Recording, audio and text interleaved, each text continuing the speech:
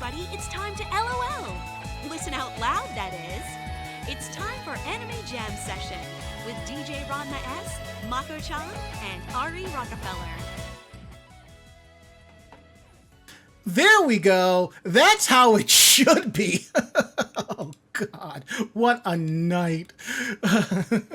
Welcome to Anime Jam Session, episode number 700. We are that podcast that talks about anime, games, conventions, the fandom, geek stuff, and everything in between. I'm DJ Ranma S.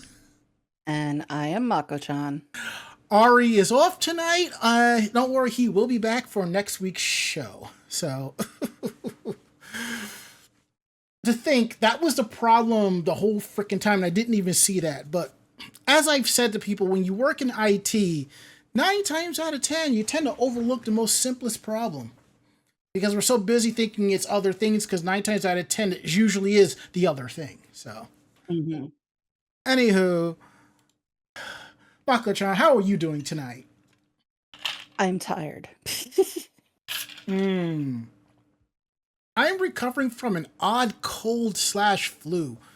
It's something I can tell in my voice because I'm kind of talking with my normal voice, and yet when I do the podcast, my voice flips over to this semi-professional, happy-go-lucky voice. I'm just like, who is this Ronman? Where did he come from?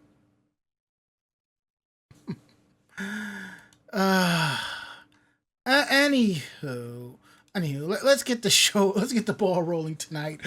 We are live tonight, week of November 25th, 2025, right here on Twitch TV.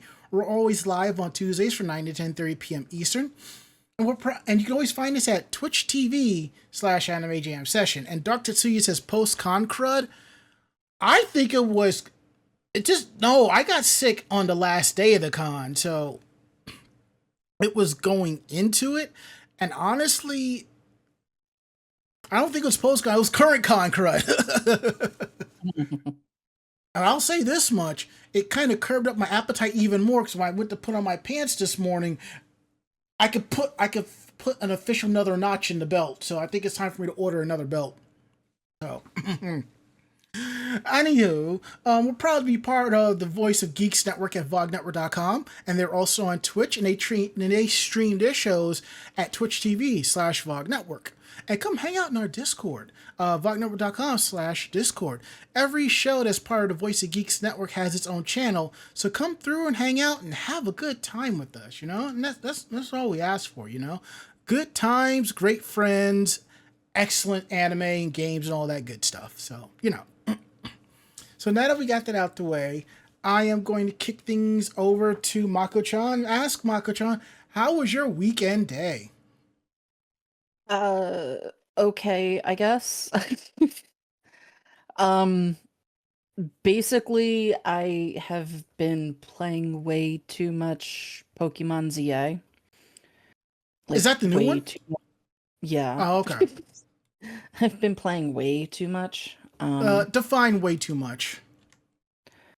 Well, I am currently in post-game stuff.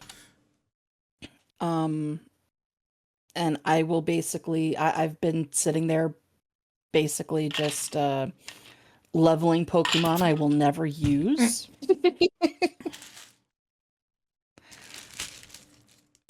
You ever play Pokemon? Let me ask, you ever play Pokemon in a way where you have your team of like 4, 5, or 6, and you just shamelessly level up your main one while the rest are just dragging ass, No, but that is how I level the other Pokemon. Oh, I know. So they get some credit. I mean, they get some experience, but it's like your main Pokemon is level 22 and the rest are all like 15 or 16 or something like that. Well, yeah, because your main one is the one that always comes out when you're battling. I know.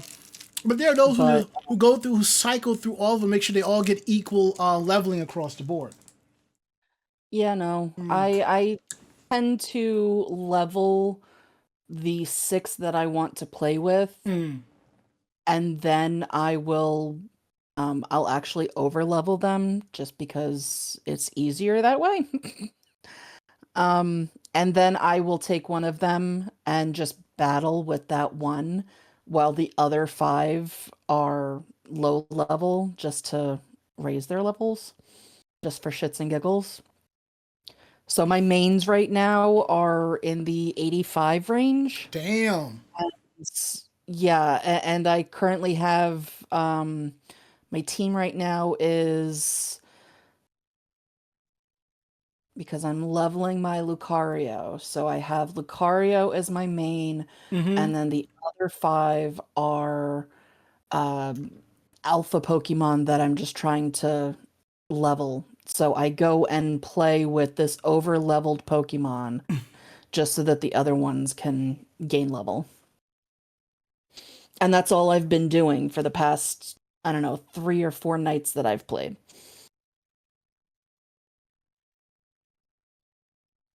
I can see that. I can definitely see that. And it kind of Yeah, I'm going. it's fun. It's very different from the typical Pokemon game, Mm-hmm. which is probably why I like it so much. Hmm. In a way, it kind of reminds me of when me and Kuro Hikari-chan, when we did our first run through of Borderlands 2, when I recommended we start playing these games, I didn't realize that she was a fan of the series. I had no clue.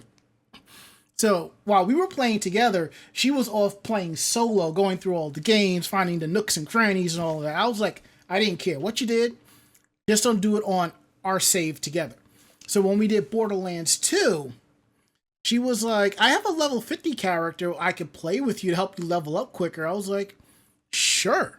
Now, the thing about Borderlands is you can play co-op in the way where if you're playing with someone on a higher level, those are the level characters you're going to be fighting against, but your experience goes up even more.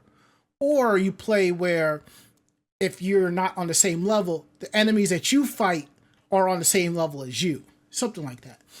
And I didn't mind it. And I just found it funny that she was telling a few people in our old PSO guild that she was carrying me for half the game, and I just yelled back, "You are not carrying me. You asked if you could do that. I didn't care. So don't go around saying you had to carry me throughout this damn game." But now that we're I doing did this, that. Yeah, I did that a couple of times in Guild Wars, yeah, just to open things up. mm-hmm. So I had somebody team up with me that was a much higher level Yeah, and go into all of the different posts and everything just so I could get into them at the low level. mm-hmm. Oh, did you hear? There's a Guild Wars remaster coming out. I saw that. I figured I'd put I a don't. twinkle in your eye. Yeah, I don't play it enough to actually go ahead and get that, but I saw that. I kind of want it. But if it's reasonably priced, I don't see why not, though. Just saying. Yeah, I might. Yeah, I'm just saying. But now that we're doing our second run through of Borderlands 2, this time we're both playing on PC. She's quite amazed at how much better I am at playing this game. And I explained to her,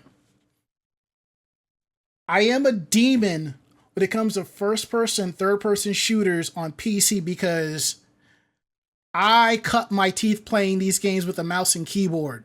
So I am a sick bastard with the sniper rifle. So while she's running around taking out all the zombies and the freaks and all of that, I'm just sitting on top of a perch, just sniping one at a time right behind them. Like, I have your six. Do not worry about me. I'm good. But yeah. Anything else? No, that's basically it. Mm. I'm just getting ready for food coma on Thursday. Coming soon to a dinner table near you. Turkey Wars 2025.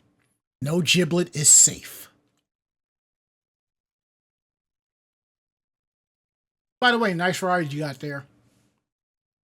Yeah. Yeah, So I have a fake Lego Impala. So yes, I have a Lego baby. This is the most janked up brick set I have put together. Um, just because of all of the moving parts and the fact that this is somebody else's build. It's not a professional build. It's not even like a fake kit build. So they had bricks just sitting on like smooth brick to smooth brick, nothing connecting for like half of the whole freaking directions. And I'm just like, I knew what it was for, but trying to figure out if a certain part needed to actually be connected to something is such a pain in the ass. But yeah, so all of these are moving parts.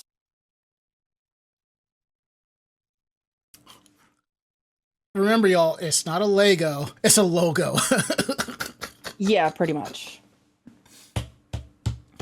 All right, so my weekend day was pretty good for the most part. I actually, and I'll talk about this later on in the show, but I spent the weekend at PAX Unplugged. Now, I will tell you this, and I will most likely will write a review about the convention, but I had a really good time. I really enjoyed myself, especially about the fact that I was going as an attendee. I didn't have to bring my camera kit to take pictures of cosplayers. Didn't have to worry about cosplay at all. I can tell you this right now, there were no more than 10 cosplayers there the entire weekend, and I thought that was kind of cool. And I've already said this. If I do decide to go again next year, which is probably leaning towards yes, I'm probably going to cosplay. I'm probably just going to run around as the Black Mage and just sit there and play tabletop games all damn weekend or something like that. Because it just seems fitting, you know? By the way, we need a Final Fantasy tabletop game or something like that. I know we have the Final Fantasy expansion for Magic the Gathering, but I think we really need a Final Fantasy tabletop or card game or something like that. Here is a Final Fantasy card game.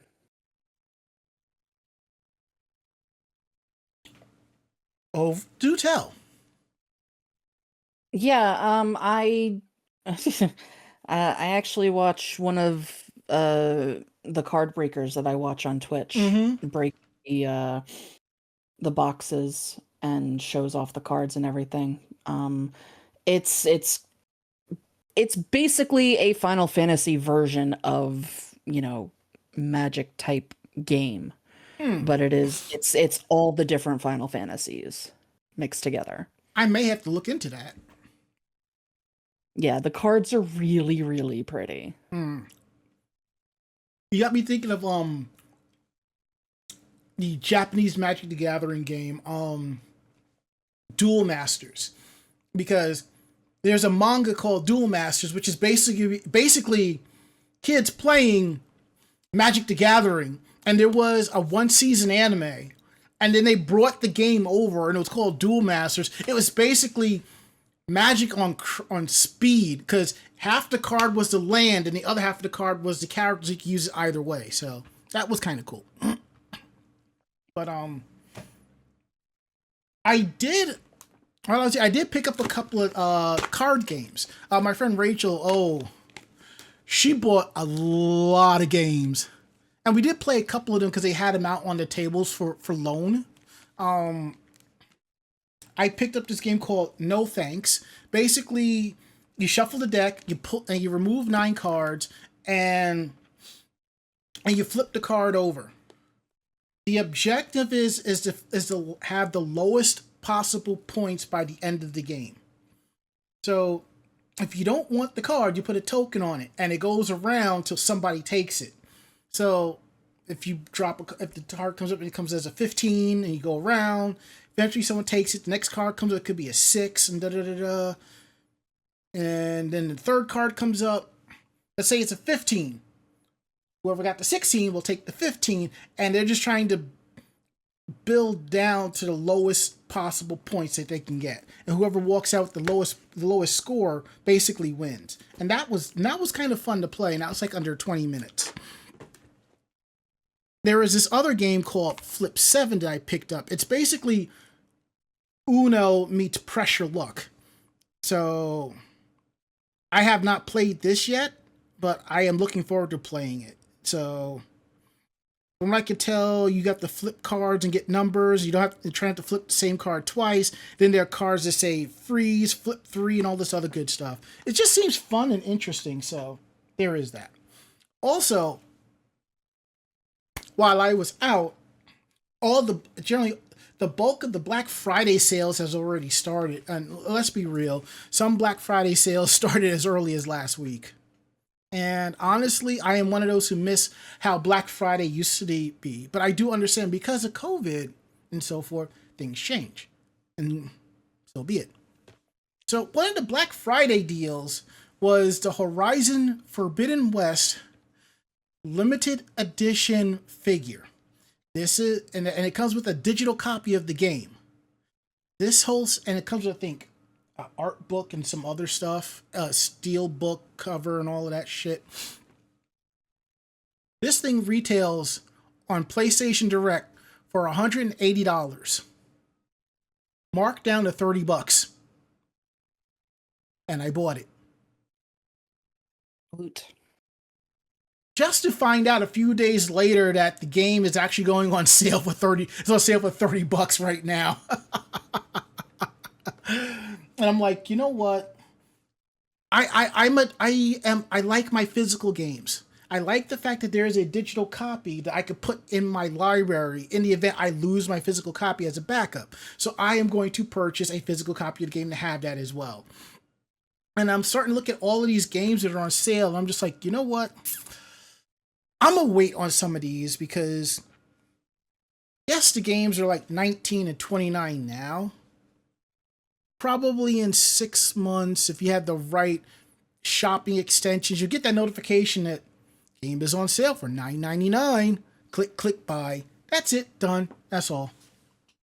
So that's like the only Black Friday shopping I've done. Me and Mako, we may do our traditional going through the stores and see if we could find anything, but don't think we done that. I don't think we did that last year, did we? You had very specific things you needed last year. Yeah.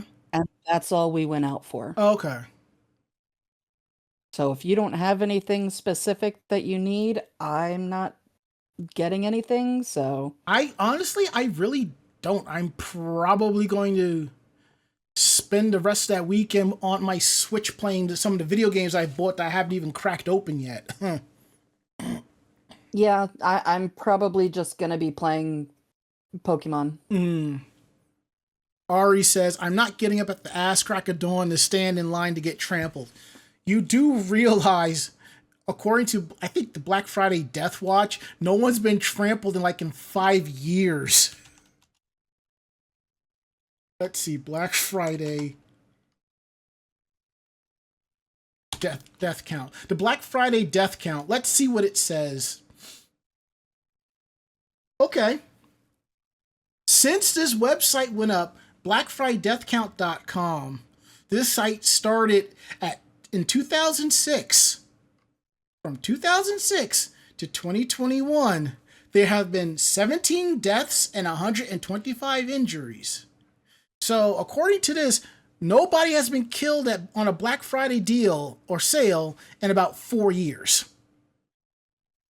Well, what happened that long ago?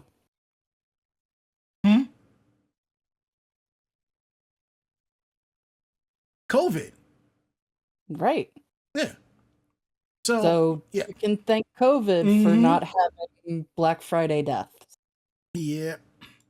I would have liked to thank COVID for popping the convention bubble, but that didn't do any good either. So no, everybody got back into that way too much. Yeah. Bonzo06 says, I've come to loathe Black Friday. It's going on about a decade now. Well, it's not so bad. I mean, I remember one time I think you had spent Thanksgiving with me, and I wanted to pick up a copy of Final Fantasy X-2. It was like 19 for PlayStation 2 for like $19. And we drove past, we got off the exit, and I looked out the window and I saw the line for Best Buy, and I said, no. Nah.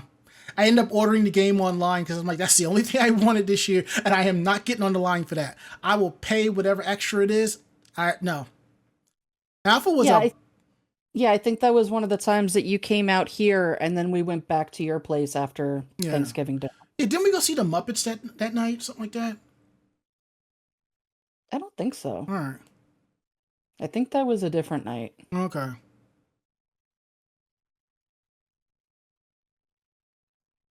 Yeah, I do remember you met my grandmother, and I'm just thinking in the back of my mind, she's going to say something, and I'm just going to have to deal with it. She's going to say something, and I'm just going to have to deal with it. And then my grandmother was on her best behavior, and I was like, sweet Jesus, thank you. Oh, man. And yeah, that's basically has been my weekend day. The holidays are here. It's just going to be kind of monotonous for both of us until January, when things change and things pick up. I guess, it's how it is. Mm-hmm. So there is that. Let's see what else we have here. We have some housekeeping news here. Want to let you know about that. I really haven't updated it yet, but I just want to let you know that podcast VODs are available on our YouTube page, youtube.com/anime jam session. You can see a new episode will be available Thursday at 12 noon. If you don't see it there, just click on the link that says podcast, and you'll see the playlist of all of the episodes, and the most recent one is right there for your listening pleasure. We're done for cons for the year. You won't hear us mention cons until like February, I suppose, February 2026. Our Christmas episode, that's probably going to be December 16th, and that's when we take our 3-week break. And I do have a bit of news. If you watched Orange Lounge Radio's final episode on Sunday, there will be a successor show starting real soon called OLR 2DX. This time we're going to have not just gaming news, we're going to have anime news, sci-fi, pop culture, a little bit of everything. And it's where every geek has a voice.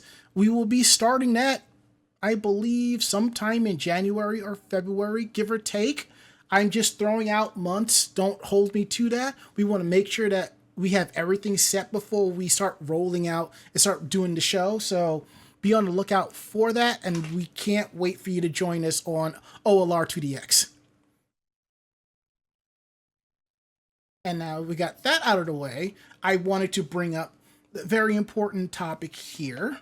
As you can see, you see a little section here that says, thank you, Orange Lounge Radio. So for those of you who don't know, Orange Lounge Radio completed their 23.5-year run. The show is in the Guinness Book of World Records for longest running video game show/program. And I couldn't be any more prouder of Rob, Jamie, and Matt. But there's something you may not know about Orange Lounge Radio. Or if you do know, I'll just tell you again.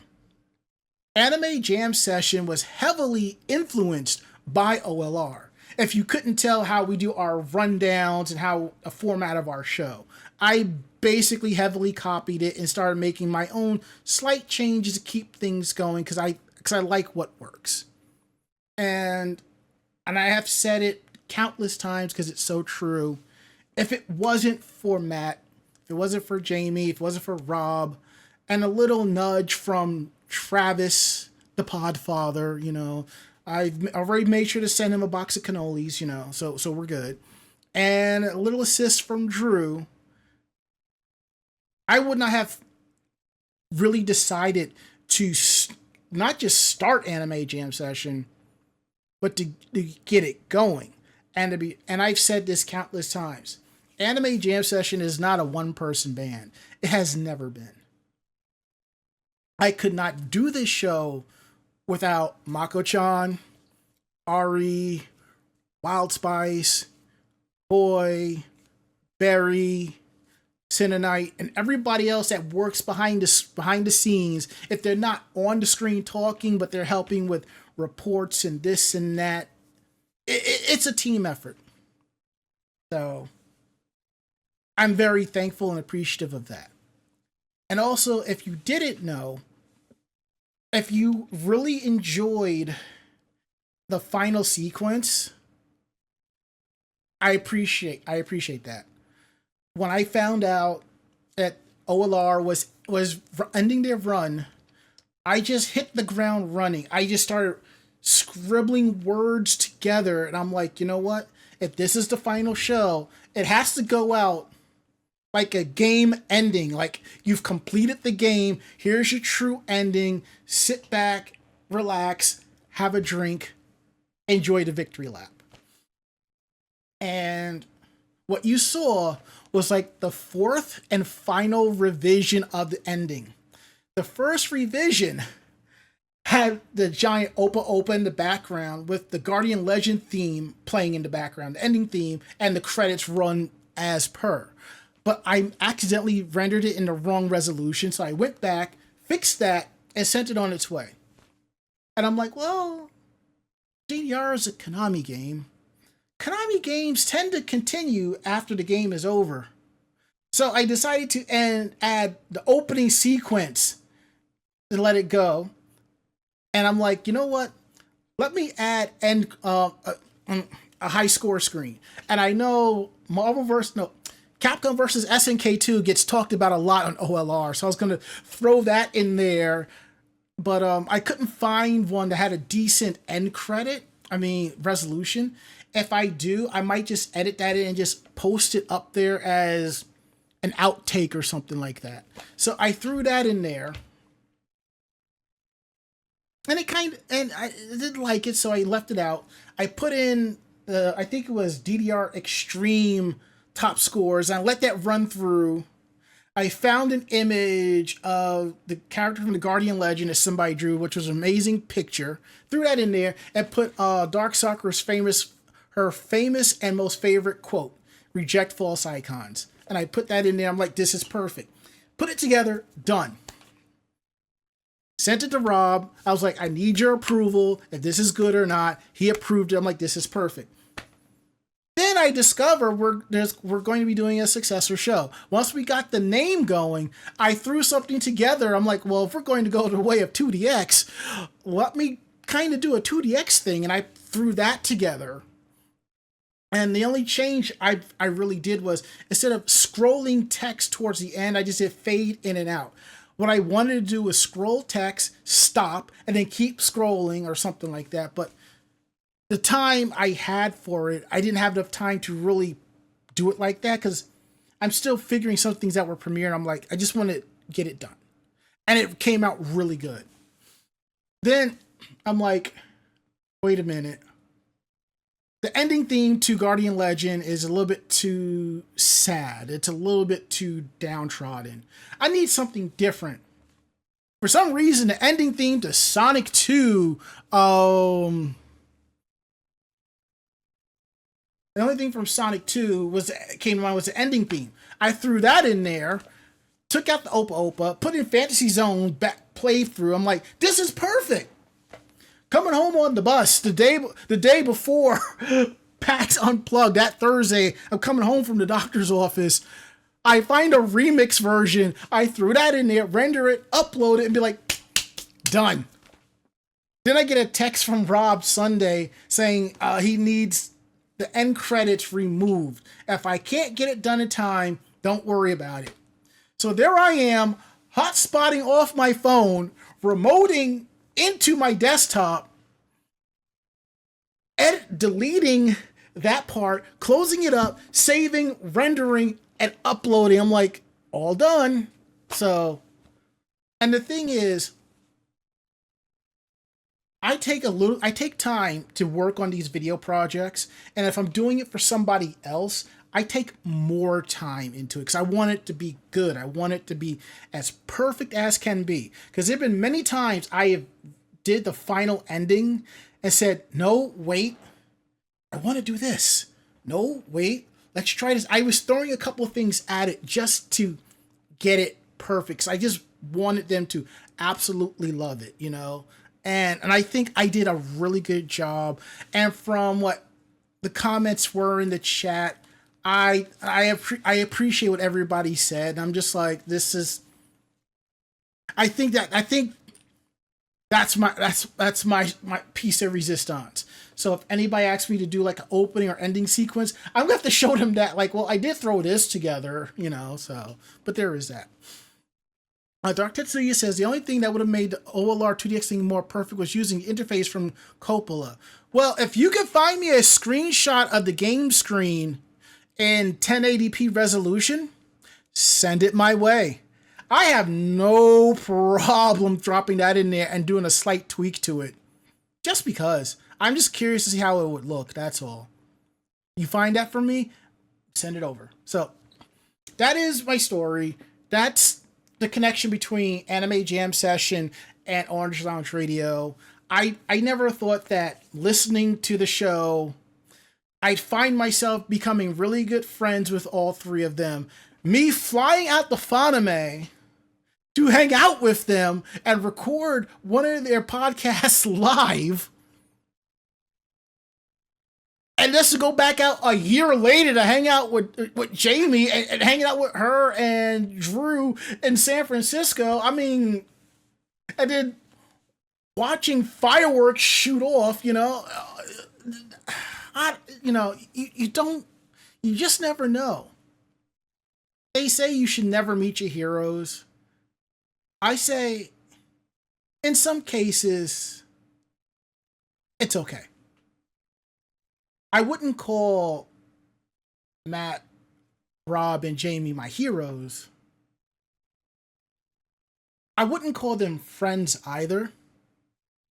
I call them family. And that's what they are to me.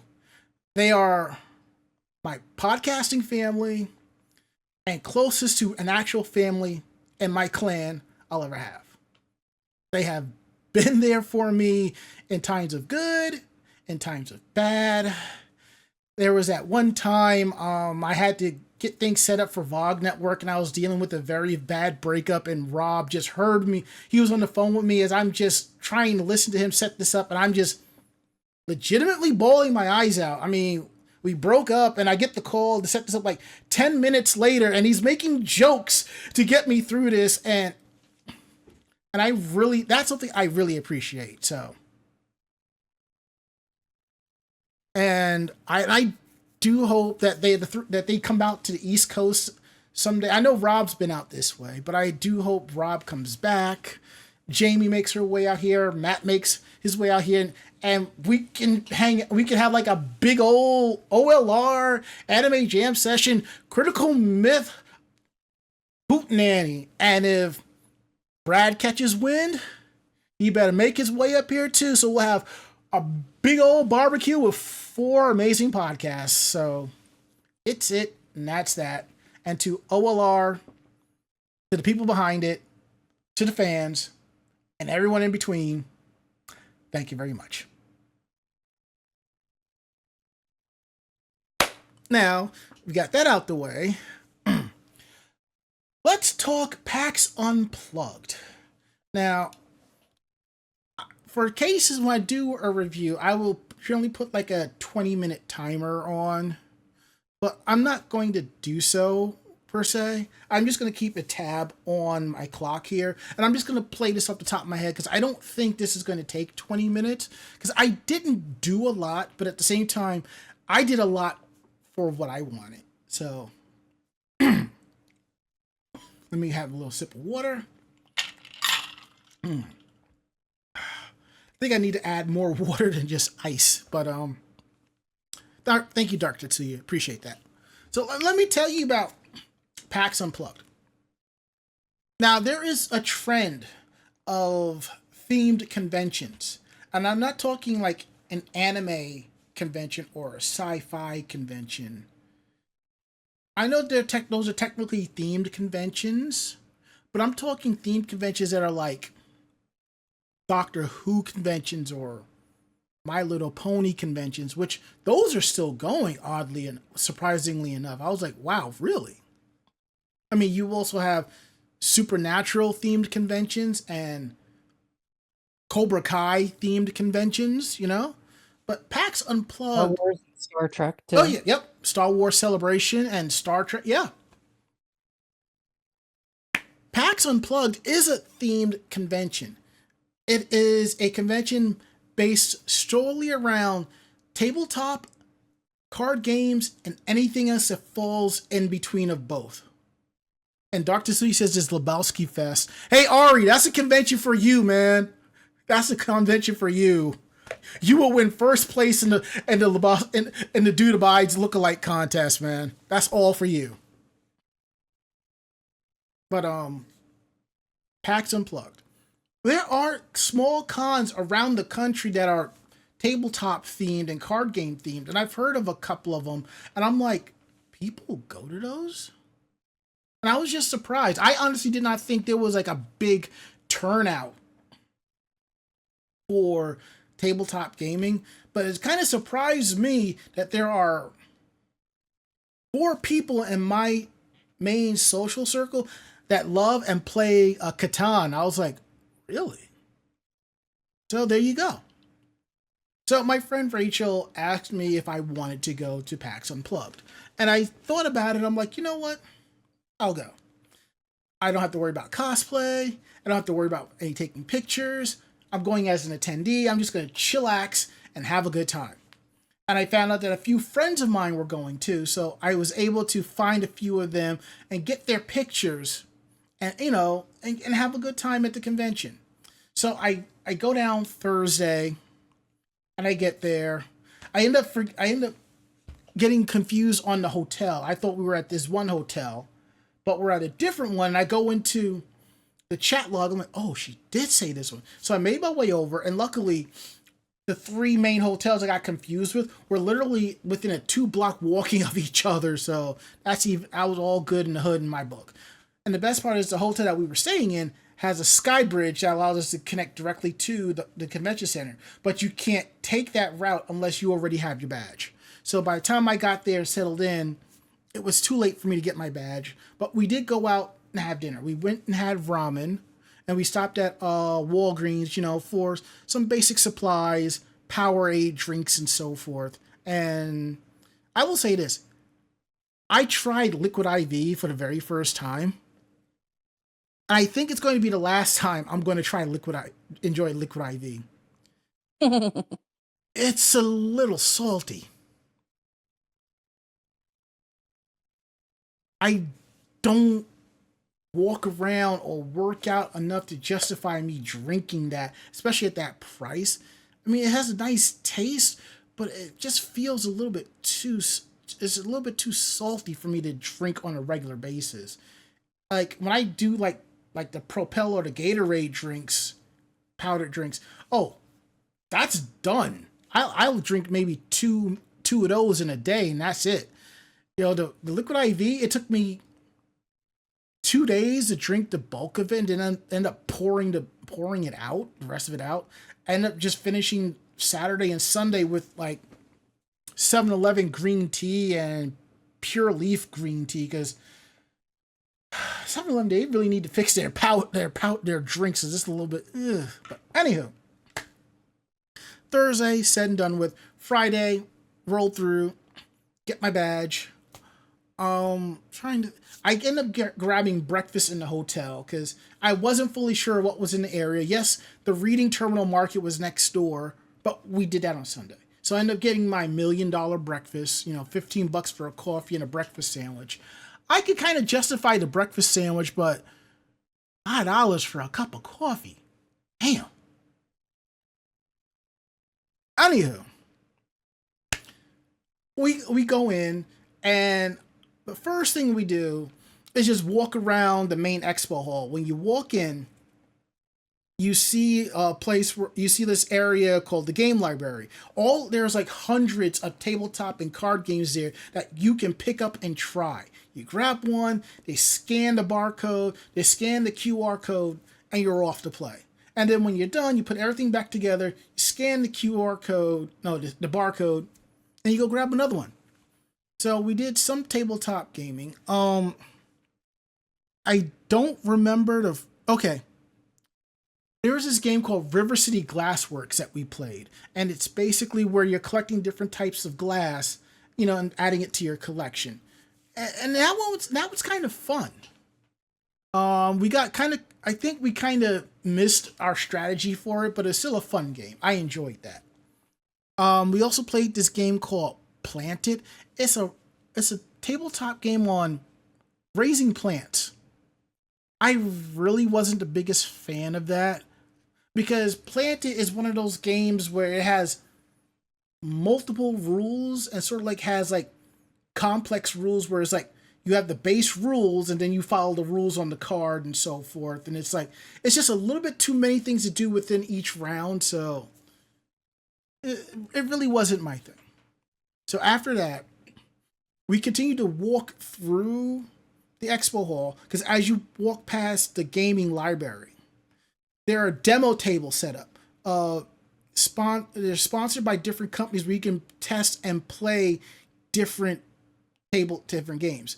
Mako, there was a game there that you would probably like called Sage Stones.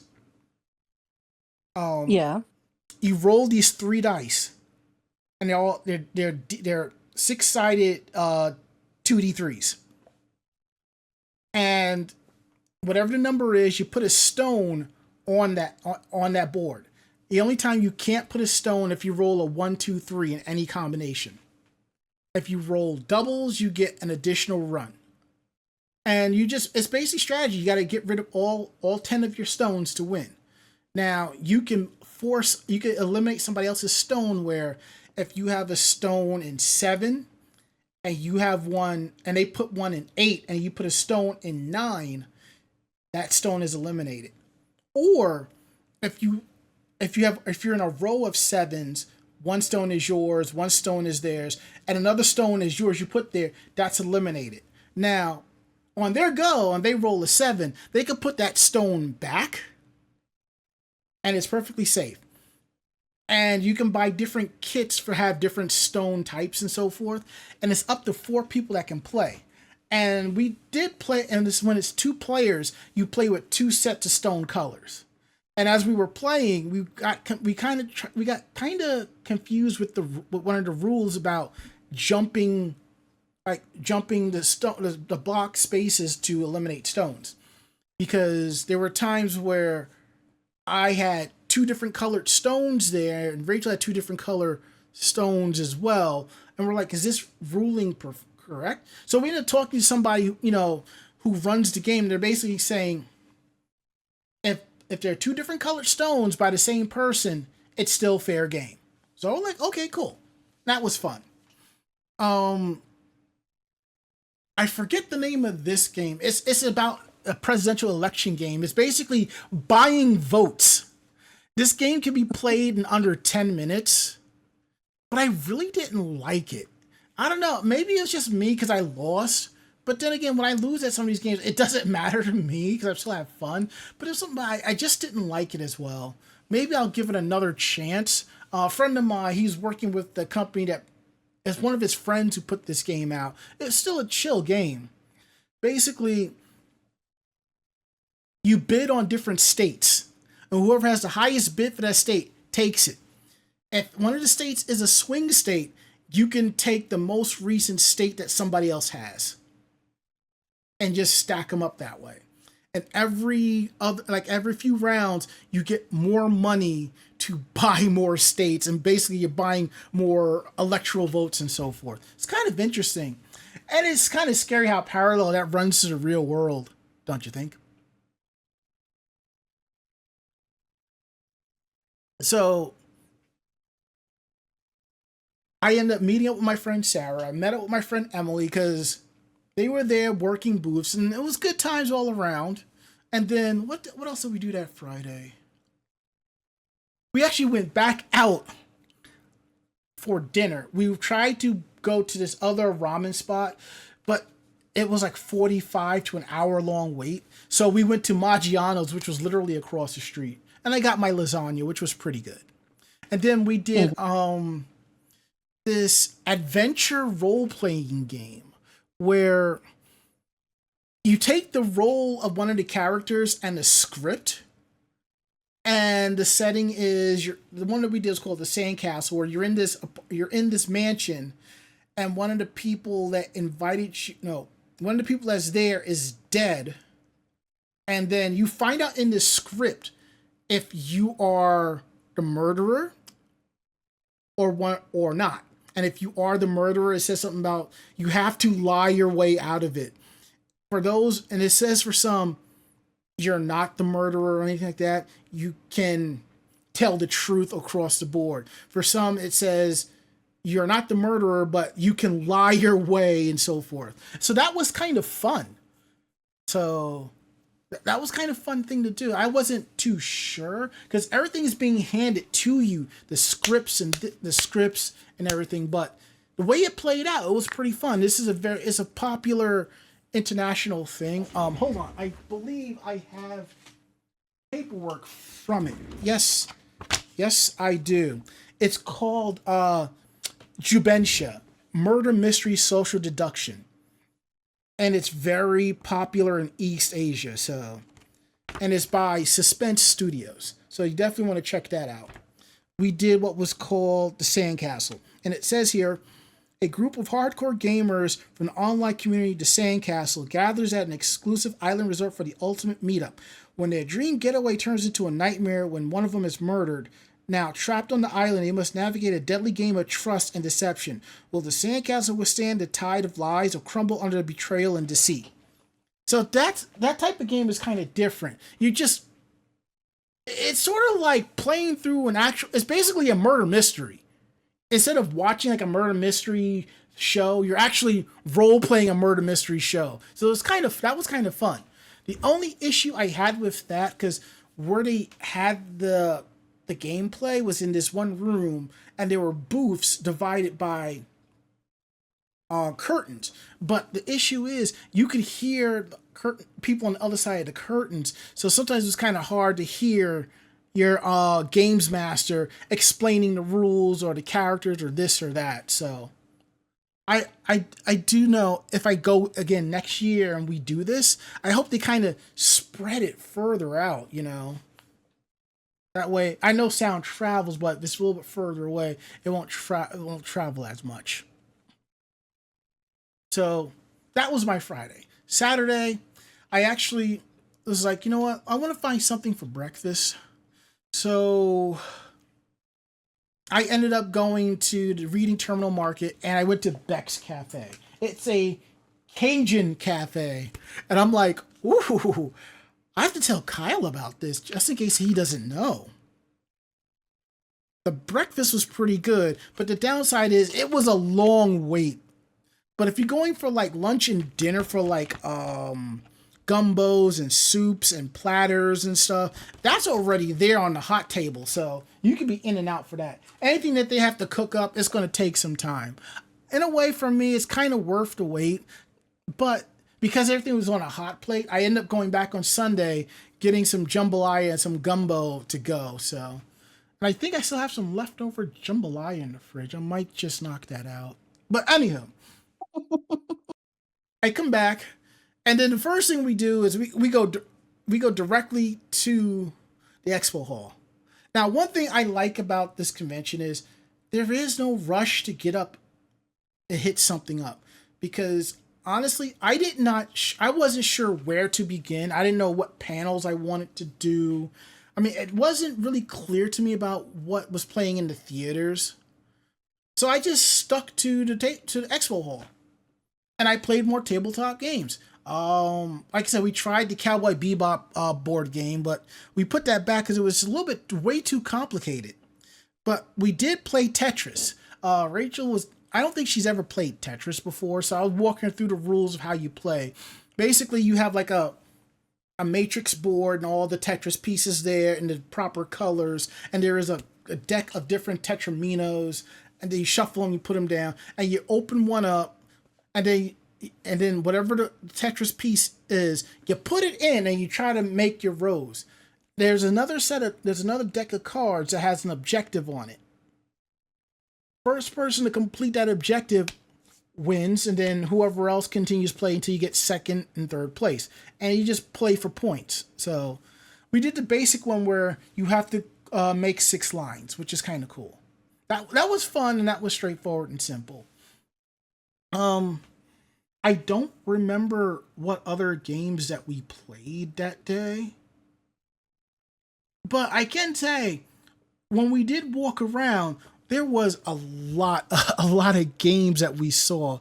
I'm going to pull up my gallery here and take a look at some of the pictures I took. I took pictures of some of the games and stuff that I saw. Like, let's see. Let's see what we have here. I took pictures of stuff that I saw, such as there is a Fruits Basket tabletop game. There is a Sailor Moon dice game. There is a board game. There's a card game about being a VTuber, and then I discovered there is a tabletop game about being a streamer. I'm just like, wow, have we really come to this? And in my group chat, I posted a Catan photo. It's just all the different versions of Catan. And I think I heard half my group chat just screaming in pure pleasure. There was some good cosplays there. Just was playing Sage Stones. There was a booth there called Gay Breakfast, and this is where I bought Rob and Alan their Pride Star Trek pins. They also had a Gay Crime Goose, so that was kind of cool. I did end up getting a PAX Unplugged mug. They had one that was a little bit heftier, but it was like $65. I'm like, you know what? I'm not gonna do that. So I got that one, so that's good for me. Now, PAX is definitely about inclusion, because all throughout the convention center there was like display cards about playing together, being together. There is one that I took a picture of. It says, "When we say welcome home, we meant it for all gamers. The policies at PAX East and all PAX shows attendees may use the restroom consistent with their gender. We are needed here and we aren't going anywhere." And I like that. Just letting people know, whichever bathroom you want to use. I did take a picture of this one tabletop game. Mako, you might like it. It's called Dungeons and Kittens. Sounds interesting. Think of it as D&D, but you're playing as a different cat character. Okay, that sounds very interesting. Okay, now I remember. Thursday night, we were in the lobby, because one thing I saw when we went in the lobby, there were people playing tabletop games, which is really cool. Rachel broke out this game called Millennialopoly, where basically you have to pick 2 jobs. And every time you go around the board, you get paid from both those jobs. But all the spots you're landing on is a crash space, so you're paying to sleep there. So it's just funny. And there's a cards for good news and bad news. And if you run low on money, you have to take a loan out. And it's basically the first person, like, I guess, to pay off their loans win or something like that. So you have to start out by taking a loan. It's like, that's crazy. Let's see, River Valley Glassworks, Planted, a cosplayer looking pretty cool, holding up her mug of root beer. Let's see, Sage Stones, Long Cat, Meowth is a long cat, the VTuber game. Let's see, the craft lemonade that's infused. So that Friday, she bought, let's see, 1, 2, 3, 4, 5, 6, 7, 8, 9, 10, 11, like 12 different games. There's this the games she picked up were Trash Talk, Pack the Essentials, Cat Lady, Cards Against Humanity, Shit List, Happy Little Dinosaurs, It's Obvious, Sage Stones, River Valley Glassworks, Karen, Horrible Therapist, Unstable Unicorns. And I think you would really like Pack the Essentials game. Yeah. It's basically like you're packing your stuff like in Tetris, but your cats get into your stuff. That's why I said you would like that game, because how often when you pack to go away, a storm would just sit in your suitcase? Storm sat in my suitcase. Damien sat in my suitcase. I don't think I've. No, I did go somewhere where I brought my suitcase, and yes, Cassie did sit in my suitcase. They're all like, where are you going? Yeah, pretty much. And then there's another game. We were looking to play this one called A Place for All My Books. I don't know if she picked that one up, but I figured that was a fun game you would like as well. What one? A Place for All My Books. I have seen that one. It definitely looks interesting. I will ask her. I'll ask her if she picked it up or not, and bring it. And then there was one called Period Party. I have actually heard of that. Yeah. Uh, I don't know. I don't know. I don't know if I posted that picture in our group chat, but I did see two girls playing it. I'm just like, I was kind of flabbergasted. I have nothing against the game, but I was just surprised that that is a tabletop game. But we did come across a game called Get Baked. It's a game about making edible cookies. But what's cool about this game, they have two sets of rules. Rules for the kids and rules for the adults. And I believe the group is called Nomination Games or something like that, because I know their card is in my pocket as I have it here. Yeah, Nomnivore Games Incorporated. And their games are neurodivergent friendly, which I think is really cool. That's what I call being very accepting. And they had a bunch of cool shirts. So this was a fun time all around.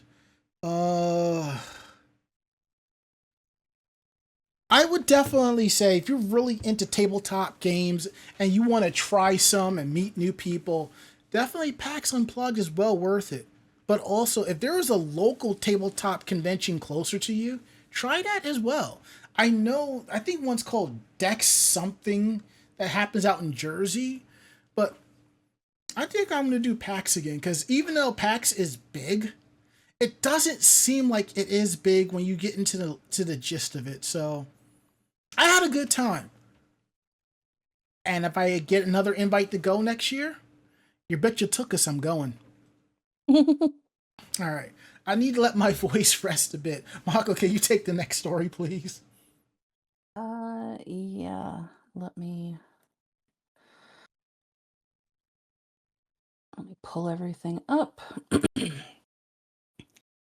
So, a court in Tokyo has ordered a U.S. internet infrastructure firm to pay over $3.2 million in damages to major Japanese publishers over manga piracy websites. The company, which happens to be Cloudflare, was found to have aided publishing rights infringement by providing content delivery network or CDN services to piracy site operators. The lawsuit was filed by the four Japanese firms Kodansha, Suisha, Shogakukan, and Kadokawa in response to piracy sites that post popular manga works such as One Piece and Attack on Titan without authorization. The Tokyo Court District handed down its ruling last Wednesday. It noted that CDN services allowed the piracy sites to efficiently distribute large amounts of data. It also said Cloudflare is presumed to have failed to verify the identities of the operators of these sites when entering into service contracts with them. The court ruled that the company neglected its obligation to stop providing its services despite being made aware of the rights infringements through notices from the publishers. The court ordered Cloudflare to pay a total of over 500 million yen, or over $3.2 million in damages, fully granting the claims of 3 of the publishers. Lawyers for the publishers say that this is the first court ruling to order a company to pay damages for providing CDN services to piracy sites. Cloudflare released a statement to the media following Wednesday's ruling. The statement, released the same day, maintains that companies such as Cloudflare that provide CDN cannot control or delete content that they do not host that is uploaded on their services. It says the latest ruling handed down to a technical go-between serves as a problematic precedent on a global scale and may have a serious effect on the efficiency, security, and credibility of the internet, not only in Japan, but the rest of the world. It says it plans to appeal the ruling to ensure that limitations on liability, which are essential for an open and secure internet, remain in place. You know, it's sort of like as if I gave you a laptop to do work on, but you're just downloading bootleg stuff left and right. And I find out that the laptop actually belonged to somebody else, and I got in trouble for it, not because I loaned it out, but because they found traces of bootleg stuff, pirated stuff on said laptop. And I'm like, look, I let Mako-chan borrow it. I didn't. How was I supposed to know she was going to go looking for the full season of Fruits Basket in 4K? I didn't tell her. She didn't tell me what she needed it for. She just said she just needed a laptop, so that's what I did. It's kind of like that. But it's just becoming a liability across the board. Like any connection to sites for piracy, you're going to catch hell for it. So, and I know people are upset and screaming, but my fan subs, my scanlations. Look, listen. If you can spend 60 to 65 or even more a month on internet, spending $10 on a subscription service or something like that ain't gonna break your bank. It really isn't. And I know a lot of subscription services aren't $10, but I'm just saying. And like right now, if you're not really into anime, but you like movies and so forth, HBO Max is running a special sale, $2.99 a month for a year. Can't beat that.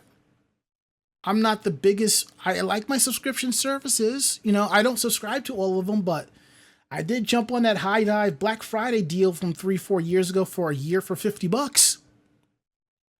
And they just increased my rate to $59, like I think last year. And I think maybe because I switched cards or something. I don't know. All I know is $60 a month, 3 accounts. And the 2 other people that use those accounts don't live in my house. No problems. They're not complaining. That's it. That's all I'm saying, you know.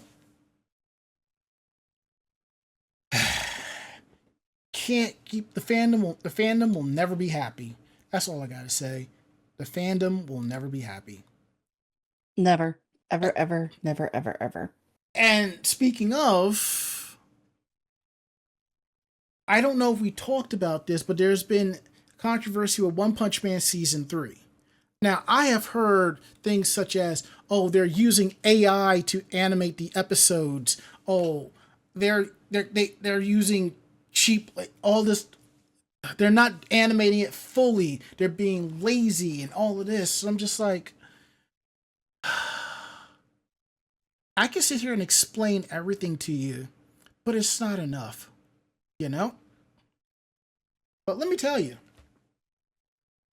6 episodes in, and the fandoms and critics have declared that One Punch Man Season 3 is the worst anime of 2025. But an acclaimed animator who worked on critical titles such as Your Name, Ghost in the Shell, Dragon Ball Super Broly, is clapping back at fans who have taken a disappointment with Season 3 so far. Takashi Hashimoto, a legendary animator whose massive credits include One Piece Film Red, Evangelion 3.0 plus 1.0, Thrice Upon a Time, and Bleach, Thousand Year Blood War, has addressed the widespread backlash aimed at One Punch Man Season 3, which is airing on Hulu. Hashimoto acknowledged the overwhelming hate towards it in a social media post that reads both tragically and sympathetic and passive-aggressive towards the disappointed fans disappointed by One Punch Man's continued fall from grace, which basically hit a brand new low following the release of Season 3, Episode 6, Motley Heroes. Alright, so there was a post on Reddit, but it disappeared. I guess it was a translation, but there's a translation here, and I am going to see about translating this so I could tell you exactly what he said. And what is interesting, my web browser has the ability to do translations, but it just won't do it unless I open it up in like Edge or something like that. I'm like, that makes no sense. Or I might as well just copy and paste it, drop it into Google Translate, which will probably be a lot quicker than just expecting this browser to just translate itself. All right, so this is what he said. One Punch Man has received a lot of criticism, and by that I mean from people overseas who are watching illegally. I think the people on set are probably feeling a lot of pain. Everyone agrees that they're not trying to make something poorly done, but they're being criticized for the smallest of details. Where should we put our motivation? I'll be frank. Something we've poured our heart and soul into will broadcast over the next few weeks. If people call it crap on a paper theater, that's unavoidable. But we worked hard right up to the very end, so please think about the people who are creating the footage behind the scenes. They're not doing it as volunteers. It's all a job. The more you bully them, the more staff will disappear. Absolutely. And it's like when people bitch and moan about voice actors doing this type of job and that type of job, and it's like, you're not helping. You're absolutely not helping. But anywho, Hashimoto's social media post, which went viral on platforms like Reddit, addressed the overwhelming negative reviews of Season 3. Regarding One Punch Man, the criticisms, or rather the sheer volume of criticism from people watching illegally overseas are overwhelming, he said. The production team feels a lot of pain because everyone shares the same feeling. Nobody sets out to make a bad product. Yet we get criticized for the smallest details. Where's our motivation supposed to go?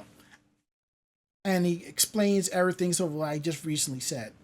JC's staff continues to produce One Punch Man after Season 2, which it inherited from Madhouse, the prestigious animation studio behind the far more beloved One Punch Man Season 1. Like, one of my favorite animes is Date Alive. And I discovered a new studio took over starting with Season 3 or 4. And I was really hesitant because you can see the animation style is completely different. But I still enjoyed both those seasons nonetheless. I had a good time with them.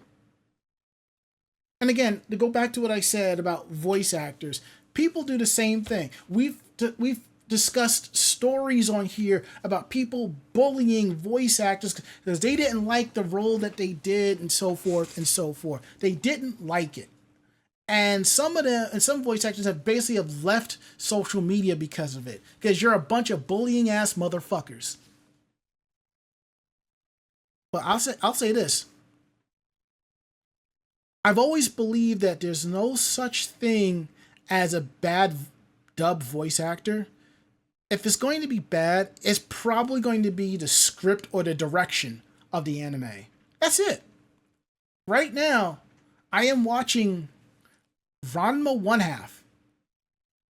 I will say I am not a fan of the dub voices for Karawaki Kuno, Ryoga Hibiki, and Ukyo Koinji. Now, the voice actress for Ukyo Koinji has worked on other projects, and she did an amazing job on those. This, I don't think she's a perfect fit, but if Ukyo appears in the next several episodes, I feel like she'll just find her spot and go. I kind of feel like they are forgetting that these are teenagers, not adults. But am I going to go tag them and bitch about it on social media? No. Even though I have that right to, I'm not going to disrespect their work just because I didn't like it. I know there are people who actually love their work on Ranma, and that's cool. My thing, I'm just more overjoyed that we got a reboot. And I will tell you this now. If I were to meet them at a convention, I will tell them straight up, I love that they're working on the series. That's it. I'm not going to sit there and be like, well, this is my favorite anime. I love that you're working on it. I really appreciate your work. Please sign my art book. And that's it. That's the way I look at it. And that's no different from what I was talking about in last week's show about bullying and so forth. You don't have to be that asshole. Nobody likes that asshole. And now we're going to get into our final story of the night before we get into Meanwhile in Japan and wrap up tonight's show, because I think my voice is going into the shitters. Oh. Now, I know you still play Pokemon Go, don't you? I do on occasion. Okay. So, tell them about this Pokemon game that walked away with Best Game of 2025. Yeah, so Google Play's Best of 2025 award was announced, and the winner of Best Game of 2025 is Pokemon TCG Pocket. Obviously, they also celebrated everything from apps to books, manga, and beyond. Favorite manga ended up going to The Guy She Was Interested In Wasn't a Guy at All, Volume 1. Favorite light novel went to Witch and Mercenary, Volume 1. Best multiplayer went to Dunk City Dynasty.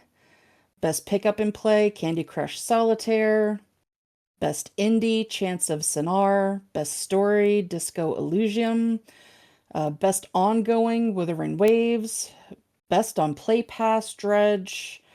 And best for Google Play games on PC, Odin Valhalla Rising.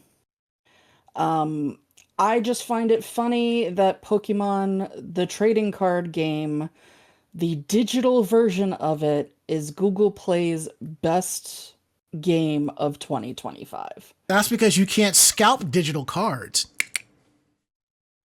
Well, no, I'm just so surprised that it's actually the most, it's, according to Google, the best game on there for this year. It seems like I mean, yes, Pokemon prints money, but it also seems like a very weird game to end up being the game of the year for Google Play. All right. Picture this. Sicily?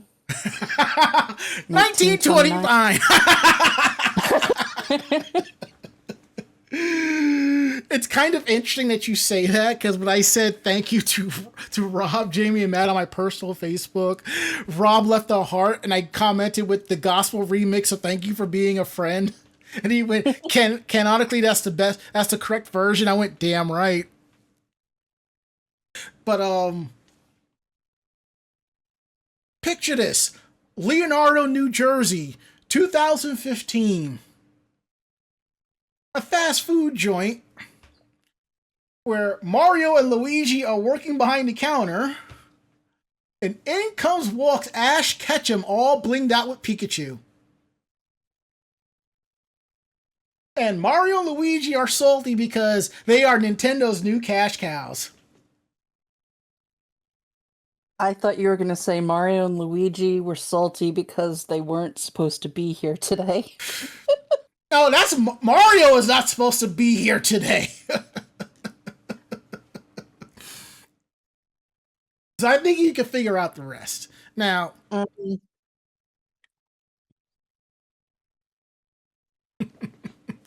but one of the titles here you listed, Wuthering Waves.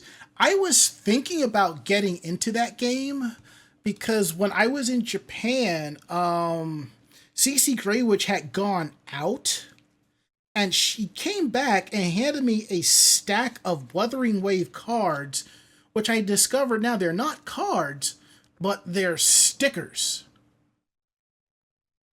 These are all stickers. Let me turn this light off real quick.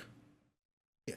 These are all stickers from the game, and she said that there was someone in front of the gamer's store that was handing them out, and I'm like, I might pick this game up and check it out. It's a freebie gacha game like Nikkei, but it does look interesting, so I might check it out now.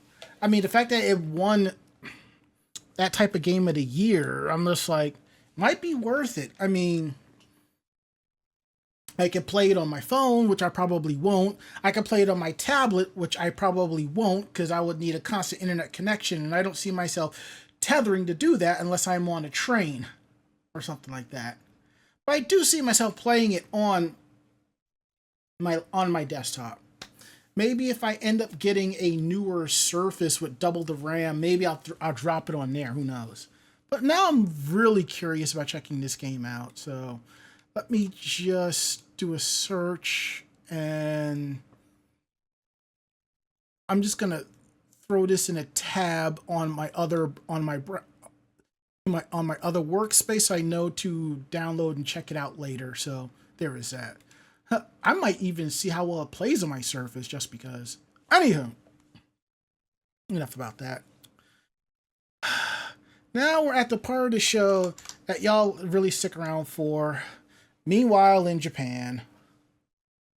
And we got some really good stories here too. Let's see.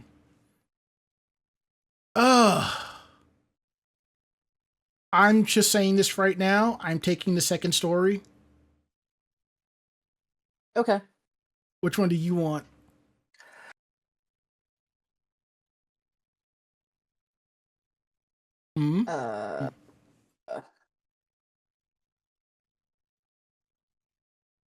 Do not make me play the Jeopardy theme.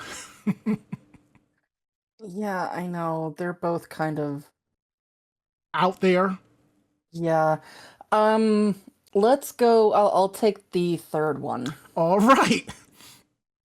You know, it's funny though. I did read about the third story about a few days ago, and I was like, what the fuck? Yeah, it's so weird. And this one, I actually read about it around the same time or a couple of weeks earlier, and I'm just like, I definitely want to check this out. Because what's interesting is I just started this new series on Netflix called Last Samurai Standing, and they filmed parts of it at Edo Wonderland, which is like a samurai theme park, and I'm just like, I wanna go. Then again, I did discover that the studio that my friend Julia went to get her photos in as an Oran, they do Shinsengumi photos. I really want to dress up as a Shinsengumi. Actually, my main goal, what I want to do, I'm just saying, you, me, Ari, maybe Cinnanite if she wants to. The four of us dressed as Shinsengumi at a sushi bar in the sitting in a window table with our flag sticking right there. I think that will make for one hell of a photo. That would be interesting. Yeah. I might still do a Shinsengumi as like a generic cosplay for conventions. I'll have to definitely look into that. But anywho, let me tell you about this story that kind of got me excited. It looks like it's going to be an adult immersive samurai theme park in Kyoto and they just announced their opening date. And I'm like, oh, this is going to be really awesome. Toei is one of Japan's biggest producers of samurai movies and TV series. And 50 years ago, the company hit upon the idea of combining some of its filming sets with a theme park. Toei Studio Theme Park. That's where I went, but we didn't stay long because of the bad weather. The result was Toei Kyoto Studio Park, called Toei Uzuma Igamura in Japanese. Located 30 minutes away from the Kyoto station, currently in the middle of a comprehensive renovation, which will see it reborn as Uzumaza Kyoto Village, an immersive entertainment experience with a focus on fun for adult visitors. I want to go back. Artists and designers for Toei's film production department has put their talents to use recreating a bustling Japanese cityscape from the Edo period, which started in the early 17th century following the lengthy civil wars of the Sengoku era. Guests are invited to don period kimono and lose yourself in Edo period Kyoto, exploring the streets and structures that serve as venues for a variety of shows and activities, including a ninja adventure, a dramatic no and comedic Kyojin theater performances, and beginner-friendly lessons in tea ceremony and flower arrangement. Okay, that is awesome. Because they did not have this when I went, when it was just the Toei Kyoto Studio Park. I mean, you could dress up as a samurai, a ninja, or a Power Ranger, and depending on what day you went, you could get a tour of the actual Toei Studios, because that's literally right behind the park itself. And if you want to see photos, let me know in the chat or say something on our Facebook page. I will post a few photos of the park and you can check it out. While tales of samurai era drama, action, and intrigue are popular across a wide swatch of demographics, Toei is promoting Uzumasa Kyoto Village as a place that will especially be enjoyable for visitors in their 20s and 30s. And 40s, just saying. In keeping with this adult-oriented shift, instead of closing at 5 p.m. as the facility regularly has until now, the renovated park will stay open until 9 and should feel even more like you've gone back in time after sundown. Oh. Preview images even include what appears to be a Denver Chohan, a dice game popular in the Edo period where gamblers bet on whether the dice total will be even or odd. Though gambling for money in such a way is now illegal in Japan, the images show guests placing wagers of some sort, likely under a framework where winners receive some sort of non-monetary prize. Uzumasa Kyoto Village will also have 10 different street stalls offering meals, snacks, and beverages, including Kyoto brewed craft beer, as well as souvenir shops stocked with items such as minoyaki ceramics. Oh. Uzumasa Kyoto Village Grand post-renovation opening will take place on March 28th, 2026, with additional renovated areas slated to start welcoming guests in the springs of 2027 and 2028. Okay, I'm actually psyched for this. I really am.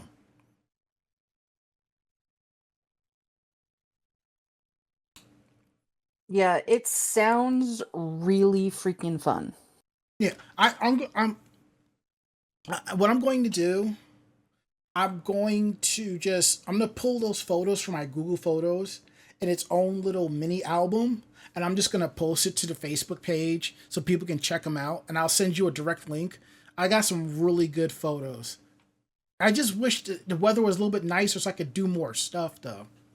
Mm-hmm. All right. And our last story here, Mako? Yeah, this is kind of weird and kind of gross at the same time. You think? Yeah. So you have to be comfortable with uncertainty when stepping into a public restroom. Mm-hmm.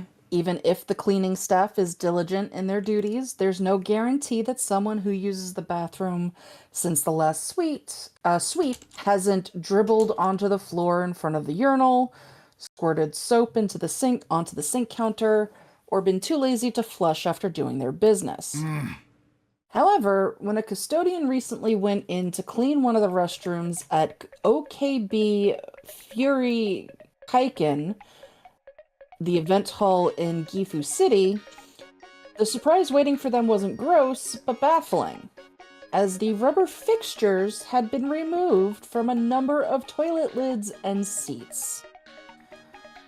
The discovery was made last Saturday afternoon at the building, which is administered by the Gifu prefectural government. A subsequent check of the other restrooms within the facility found that a total of 63 pieces of rubber were missing from 20 different toilets located in men's and multi-purpose restrooms. The latter being a term used in Japan for non-gendered restrooms, for use by elderly or handicapped people as well as parents with small children. Considering how rarely rubber fixtures fall out of toilets, and how it's even less common for the fixtures to then disappear of their own accord, the incident is being treated as a theft, with a police report filed and plans to increase patrols of the building's bathrooms by its security guards.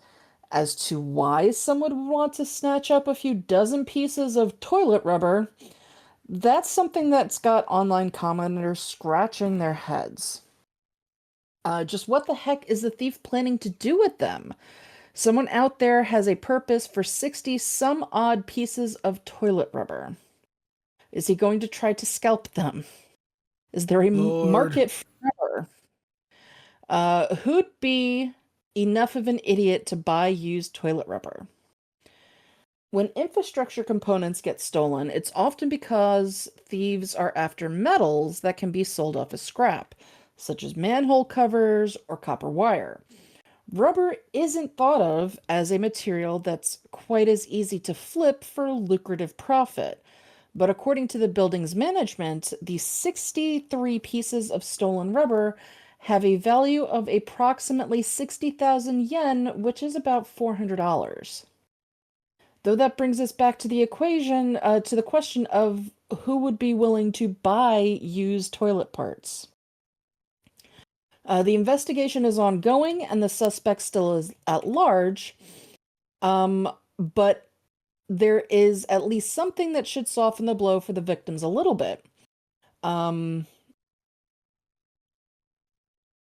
Yeah, so right next door to this place is the showroom for Toto, which is Japan's leading toilet maker.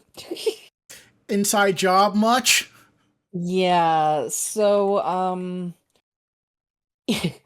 either somebody over there had an order that needed to be filled and decided to go across the street and do a little bit of 5-figure discount, or maybe somebody decided that they wanted to make some money off of the high-rise building next door.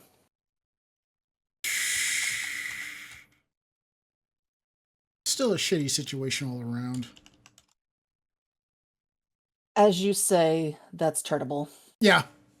Yeah. Charles Barkley also says it's terrible, too. Just terrible. Yeah, well, I didn't say it was terrible. I said it was turtable. Well, that too, you know. So, yeah. Anywho.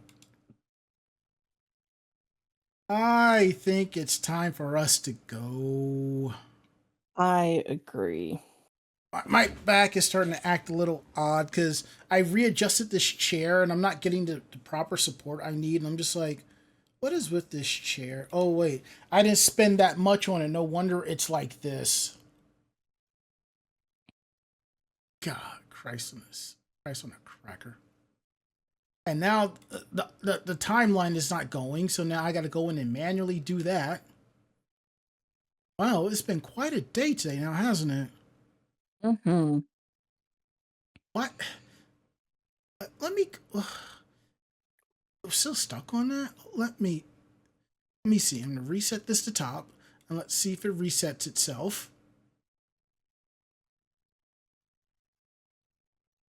And as Dark no, Bonzo 6 says, now we enter the back pain phase of life while sitting. You have no idea, brother.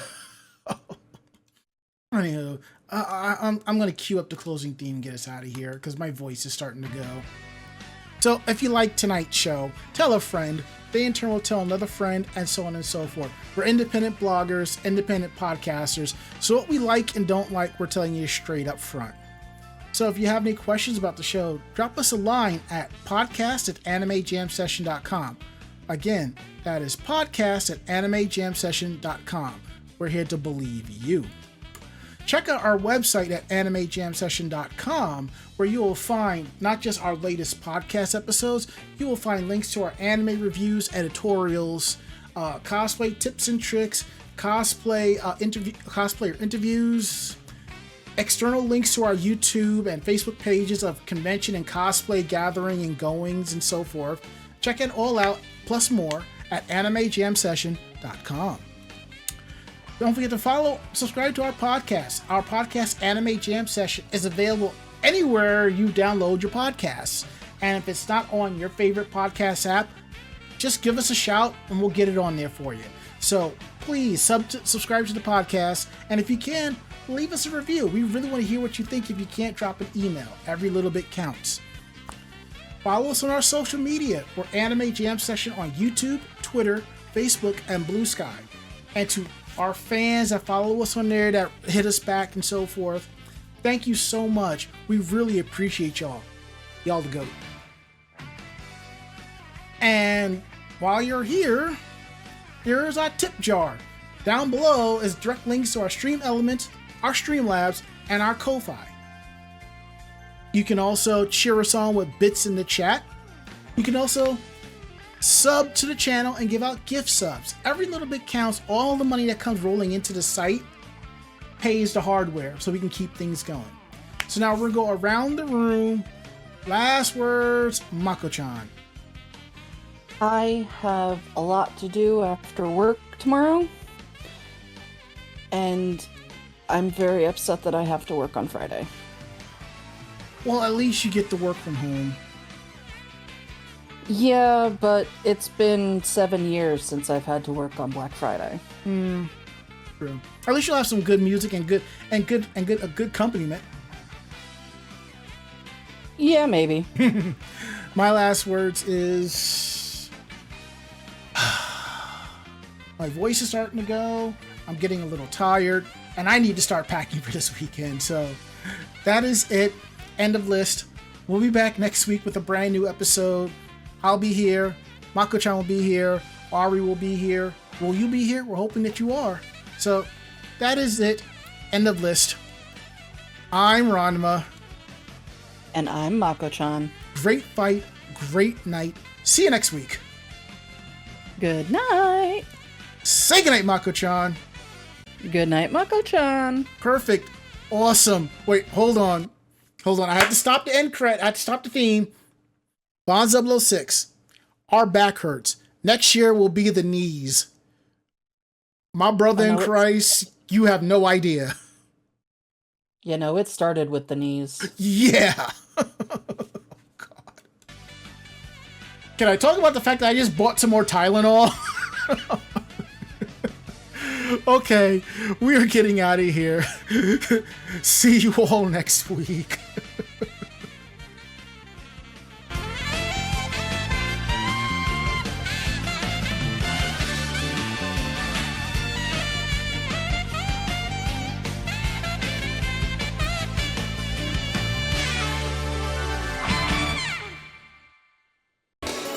This podcast has been a production of Anime Jam Session and AJS Productions.